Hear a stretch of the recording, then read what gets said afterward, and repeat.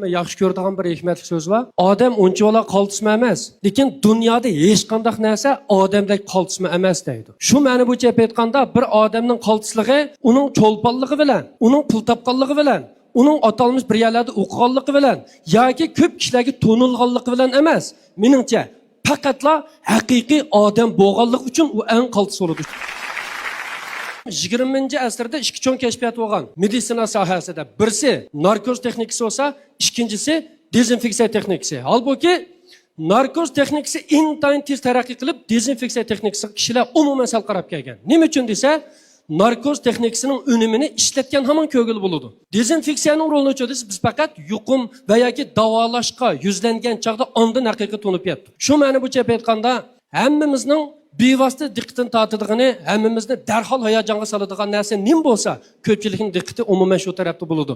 Lekin oldini olish asosida emas, turunqi ishlarda qatnash bexatarligi va davolashdimi?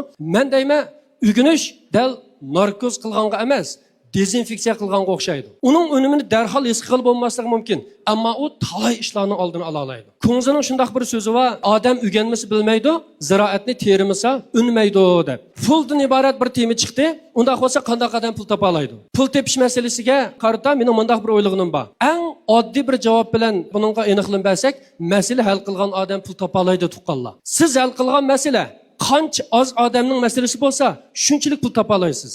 Qancha ko'p odamning masalasini hal qila olsangiz, shuncha ko'p pul topa olasiz.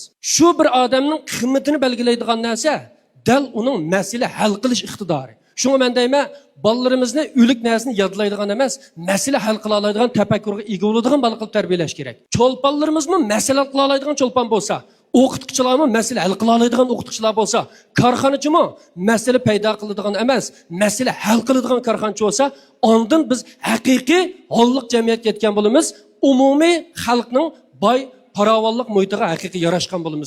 Biz bunday bir hikoyani so'zlaydi doim xizmatchilariga. Atskasi ishxonasi tozlanmagan. Tozliqchi xonimdan so'raydi, "Nima uchun ishxonani tozlamadingiz?" desa, "Siz ketgandan keyin ishga qulub sep qo'yibdi. Yeliqqa qulubni almashtirib o'tgan bo'g'ashqa, qulub taqaq, oshqish menda yo'q. Shunga tozlayolmadim" debdi. Hamma qilib chiqarib o'tgandan keyin xodimlarga debdi. "Sizlarning mush ayolni ko'rsatgan sababi to'g'rimi?" "Ho'y, to'g'ri. Chunki oshqish yo'q. Shuni tozlayolmabdi" desa, bu yerda tillaydi. Agar hammanglar menga mush ayolga o'xshash birdan yo'lliq bahoni ko'rsatsanglar, kim masala hal qiladi? Kim ishni bitiradi? Menga bundaq bahonangni kuta.